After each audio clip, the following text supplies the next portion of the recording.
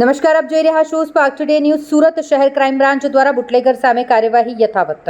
Listed bootlegger Firoz ઉર્ફે ફિરોજ ફ્રૂટવાલા સામે ગાડીઓ કસવામાં આવી. બુટલેગર ફિરોઝના મકાનનો કેટલોક ભાગ તોડી પાડવામાં આવ્યો છે. શહેર ક્રાઇમ બ્રાન્ચના ડીસીપી અને પીઆઈ સહિતની ટીમ ઘટના સ્થળે પહોંચી. બુટલેગર ફિરોઝ ફ્રૂટવાલા સામે 49 જેટલા ગુનાઓ નોંધાયેલ છે. પોલીસે 12 વખત પાસા પણ કર્યા છે. તેની બિલ્ડિંગના નીચેનો કેટલોક ભાગ એસએમસી દ્વારા દૂર કરવામાં આવ્યો.